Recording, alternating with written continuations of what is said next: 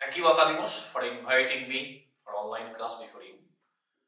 I am going to discuss first law of thermodynamics. You have idea about the basic part of thermodynamics. First law of thermodynamics is about the total energy is conserved. First, if one form of energy converted to another one or two form, then their value or magnitude of energy must be same. And you know, the fundamental part of thermodynamics is the change of thermal energy to mechanical energy. The first law of thermodynamics, you can think, let there is a system containing gas. You can think ideal gas, real gas, anything generally. But remember, the basic thermodynamics applicable for all types of system.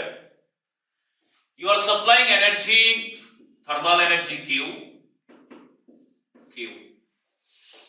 and that thermal energy increases the internal energy of the system. And you are supplying energy as mechanical to the system, W. Since energy is conserved, you are supplying Q, which will increase the internal energy of the system. You are supplying energy as mechanical work or mechanical energy to the system, which will also increase the internal energy of the system. That is, internal energy change is del U. This is the most fundamental equation in thermodynamics, and this equation is applicable for all types of working system. That may be liquid, solid, gas, ideal gas, real gas. But in physics, it is defined by different way. In physics, there is a system. This is the physics sign convention. This is the chemistry.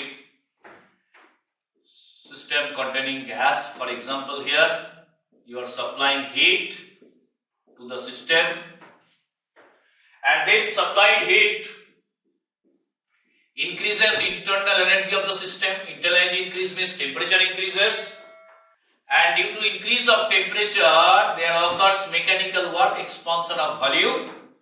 That means your supplied heat divided into two components, that is internal energy increase of the system plus mechanical work done by the system. Then Q is equal to del U plus W. That is the physics definition. This is the chemistry definition. But when you will put the expression of W, then both equations become same. You know, in chemistry, there we will use IUPAC convention, that is minus P del V, work done. For expansion, negative work, energy of the system decreases. For contraction, del V negative, positive work, energy of the system increases. But in physics, W is equal to plus P external into volume change. Work done by the system here positive, work done on the system here negative. Put the expression of W, then you will get Q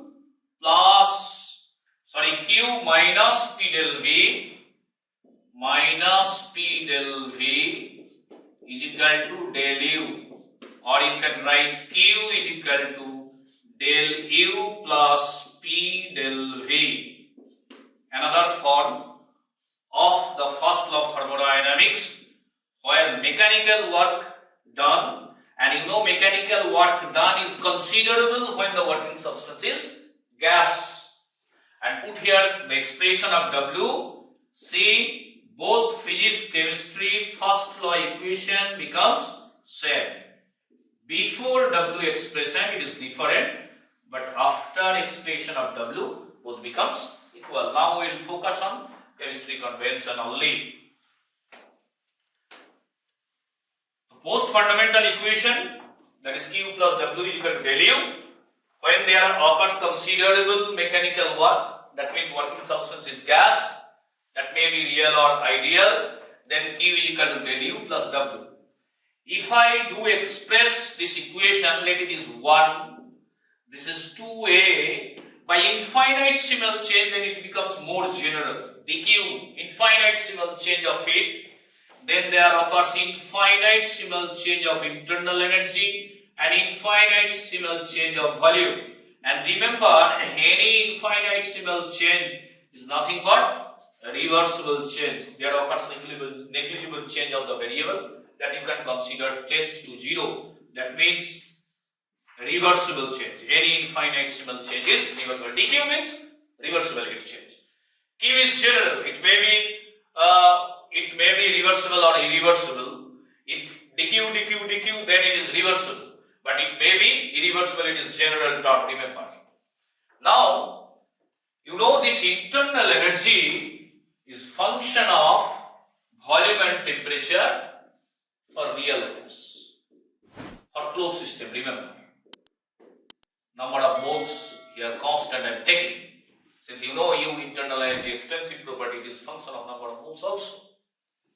Now we can apply the differential internal energy change du due to change of temperature dt by taking constant first, partial differential volume take constant, then due to dt change, this part is the change of internal energy due to change of temperature by dt, and this part is the change of internal energy due to change of volume by dv. Remember, this is the expression of du by considering it is function of temperature and volume. Later you will see it is the heat capacity of the system at constant volume. Remember, when there are gaseous system, heat capacity at constant volume and constant pressure conditions are different. If there are volume constant, if you do supply heat, that heat fully increases the internal energy of the system or increases the temperature. But at constant pressure condition, if you do supply heat, that supplied heat divided into two components. One part increases internal energy, that is temperature. Another part will do the mechanical work. That's why there occurs waste of thermal energy due to mechanical work. That is the constant pressure heat capacity, that is always greater than constant volume heat capacity. Actually, constant volume heat capacity, the actual heat required to increase the temperature of the system by 1 Kelvin, or amount of heat extracted to decrease the temperature of the system by 1 Kelvin at constant volume condition. This is actually CV, heat capacity of the system at constant volume condition, dt plus del U del V, here the constant is, remember T, del V constant T dV. And if I take molar heat capacity, then you can write N, number of moles of the working substance, small cv, that is molar heat capacity, and when the amount of matter is 1 mole, dt plus del U del V constant T dV. This is the expression of internal energy change, general expression. That means where the internal energy function of volume and temperature. That means this equation you can apply also for a real gas. Now if I do replace this du by this expression, what you will get? We will get dq is equal to ncv dt. N is the number of moles, plus I will take dv common, P plus del U del V constant T dV. This is equation 3. This is the general equation. You can apply for real and ideal gas, both. But our syllabus majorly for ideal gas. Remember, for ideal gas this is 0. Since you know ideal gas, U only function of temperature, since there are no intermolecular interaction. Then the equation becomes dq is equal to ncv dt plus P dV. This is the first law of thermodynamics, most important form for ideal gas. This is equation specifically for ideal gas working substance.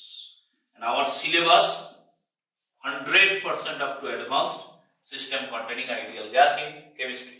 This is the NCVDT, and if you do compare, you know the first equation was dq is equal to du plus pdv, and if you do compare this equation 2 with equation 4, then you will get an expression that internal energy change for ideal gas is equal to mcv dt.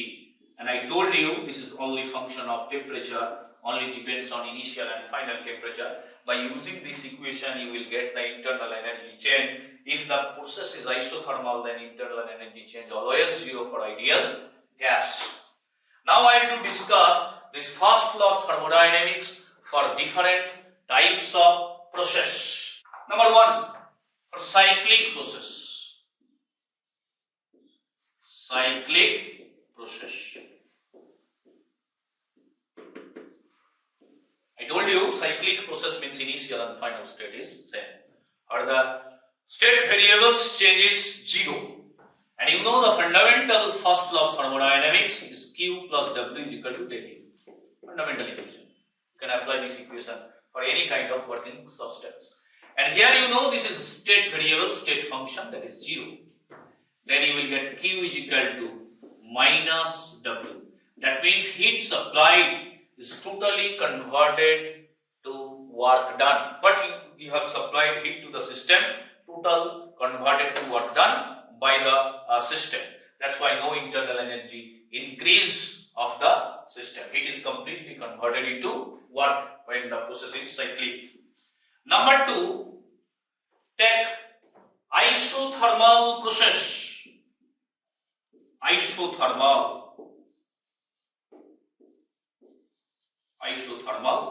And you know isothermal means temperature is constant, delta is 0.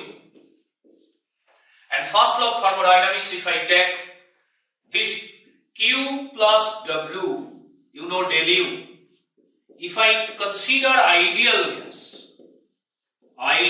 gas, system containing ideal gas, that is the part of our syllabus, then it is 0.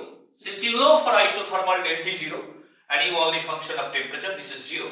Here also Q is equal to minus W. That means heat is completely converted into work if the system contains ideal gas and the phenomena is isothermal. Constant temperature you are maintaining, you are supplying heat, total supplied heat converted to work done by the system, or work done on the system, you are maintaining isothermal, the corresponding thermal energy rejected by the system to the surrounding and the magnitude is equal. Next, adiabatic process.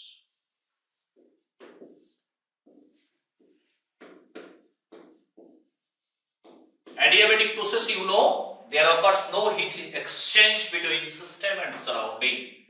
That means Q is equal to 0. If I do put in first law of thermodynamics general form, Q plus W is equal to del U, and this is 0. That means W adiabatic is equal to del U. Remember, W is a path dependent variable. It is not state variable. But W adiabatic is a state function. It is a state function.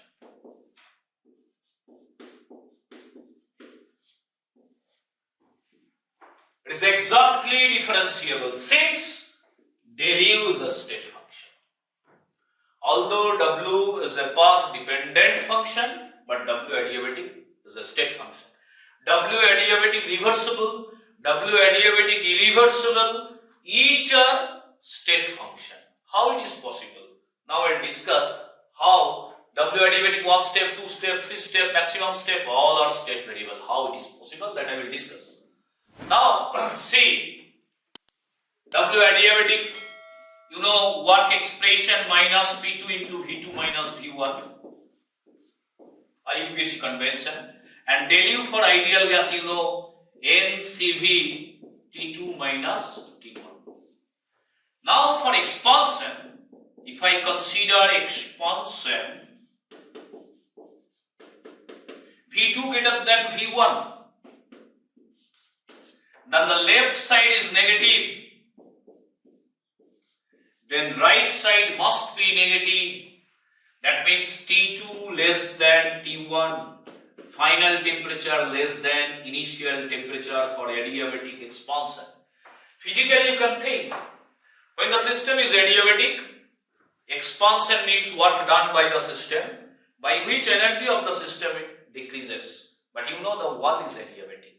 No energy comes from the surrounding. Then where the system will get energy, since energy is conserved? This work done due to loss of its own internal energy, own savings. Own internal energy loss means temperature loss. For ideal gas, you function of temperature. For real gas also. That's why there occurs fall of temperature or cooling. Similarly, for contraction, adiabatic contraction, their final value less than initial value. This becomes negative, negative, negative, positive. Left side is positive, then right side must be positive. T2 greater than T1, there occurs heating, that means temperature increases. If you do work on the system, by which energy of the system increases and temperature increases. Important thought. Now, since when the wall is adiabatic, remember, wall is adiabatic, you are changing the volume from here to here. Pressure is variable, volume is variable, and at the same time, remember, temperature also variable. Since you know, here the work done on the system or by the system, always do increase temperature or decrease temperature. That means any adiabatic expansion or contraction, pressure, volume, temperature, all are variable. All are variable. Now, but this variability will maintain a mathematical restriction. Since you know, when you are going from this P1 to P2, volume change V1 to V2, work done is fixed. The loss of temperature depends on work done, and work done depends on number of steps. That means here among these three variable PVT, one variable only independent variable. Final pressure you can fix manually. Final volume depends on final pressure, that means dependent variable, and also the final temperature depends on work done. That work done depends on also number of steps. That means when you will go from P1, V1, T1, then final pressure you can operate manually, or any one of these three variables you can operate manually. Final volume automatically changed, final temperature automatically changed, and this final temperature depends on number of steps.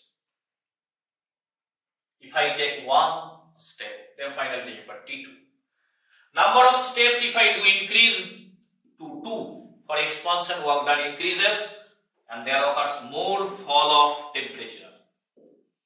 Final volume keeping fixed, final temperature remains, it becomes changed. If the number of, let it is one step, then it is 2 step, final temperature different. That means the final destination will be changed due to increase or due to change of number of steps. The final state depends on number of steps. You want to go from one state to another state by adiabatic phenomena, single path is possible. It may be one step or 2 step or 3 step or multi-step or reversible. Since you know, if you change the number of steps, then final temperature will be the different, since work done is different. That makes here very simple. The final destination or final state depends on number of steps. That's why from change one state to another state, one and only single adiabatic path is possible. By one and only one adiabatic path, you can go to the final destination. If you change the path, then final destination will be changed. Remember this. First law for isochoric process. Isochoric process.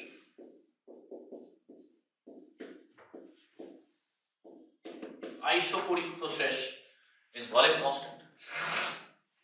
You know, du or gross change you can take Q is equal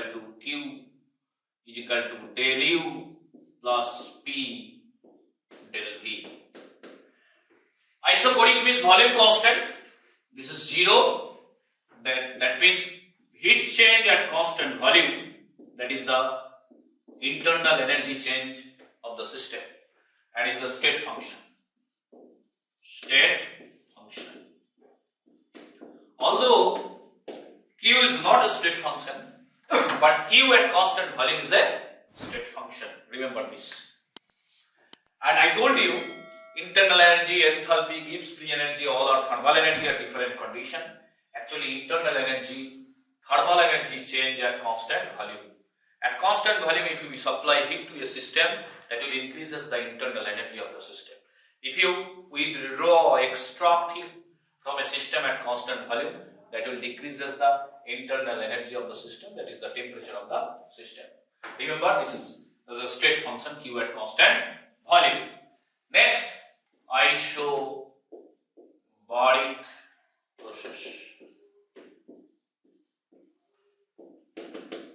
Isobaric process means constant pressure, volume variable. And to explain, I will bring a new function, that is enthalpy H.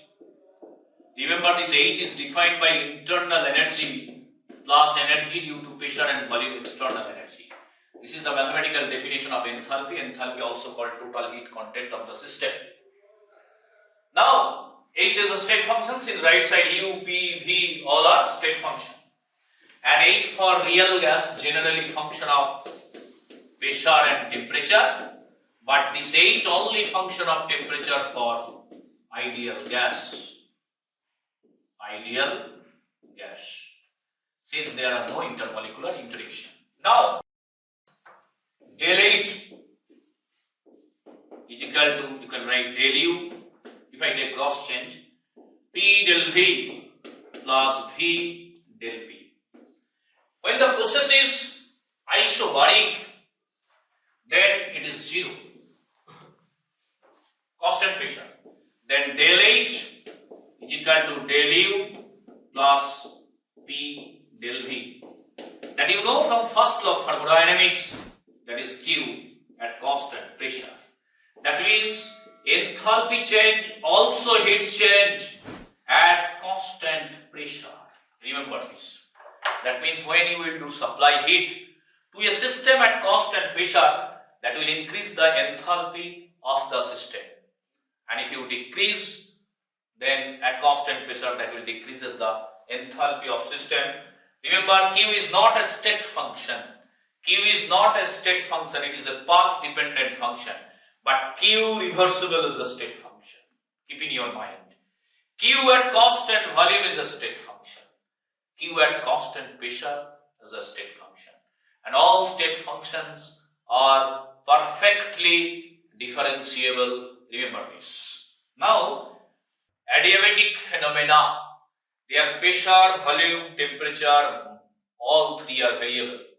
And when pressure, volume, temperature, all three were variable, one and only equation you can apply in adiabatic phenomena, that is PV is equal to nRT or PV is equal to RT if the number of moles is 1.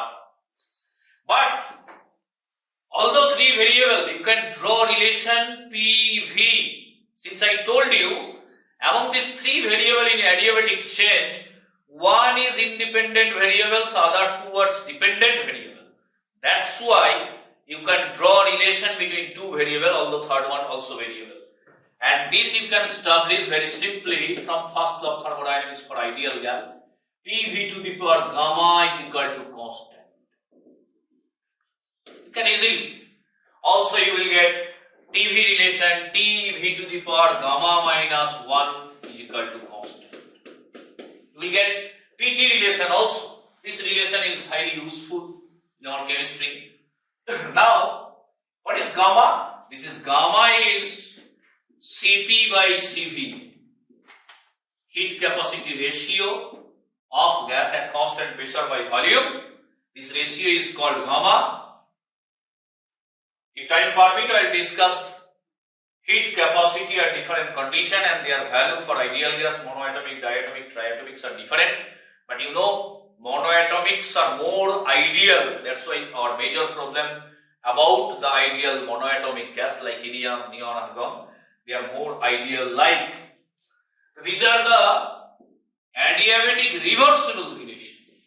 Remember, adiabatic reversible relation for ideal gas. A reversible relation for ideal gas.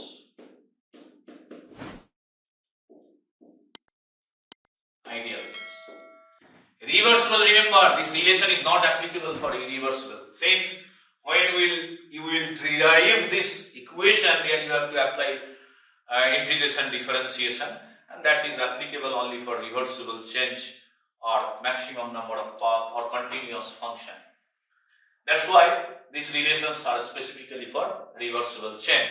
Now if I do plot, PV plot, isothermal plot, you know Boyle's law, PV plot rectangular hyperabola, initial adiabatic more steeper, it is isothermal. PV plot, this is isothermal plot, this is adiabatic plot.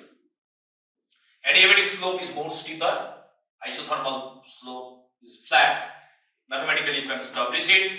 You know PV is equal to constant for isothermal, Boyle's law, and PdV plus VdP is equal to 0, and dPdV, that is the slope of isothermal, that you will get minus P by V, negative slope, negative slope. And for adiabatic, what you will get? PV to the power gamma is equal to constant. And if you do differentiation, there also you will get dP dV adiabatic, that is minus gamma into P by V, minus gamma into P by V. That is also negative slope. Gamma times mode. Is gamma always greater than 1 since Cp always greater than Cv? Gamma always greater than 1. That's why adiabatic slope always greater than isothermal slope. You are starting from same initial state, you are doing expansion. For example, final volume for both case, let's say this is P2, V2, final temperature remains same. Temperature isothermal, that's why temperature here same. Let it is T1, it is also T1 since it is isothermal. Here final volume same, pressure not same, only the final volume is same. Pressure, let it is P2 dash, this is P2 dash. Final volume V2, and temperature there you will get fall of temperature, T2 less than T1. Temperature here variable, I told you all three are variable here. Now, this additional decrease of pressure is required to reach the same volume by adiabatic condition.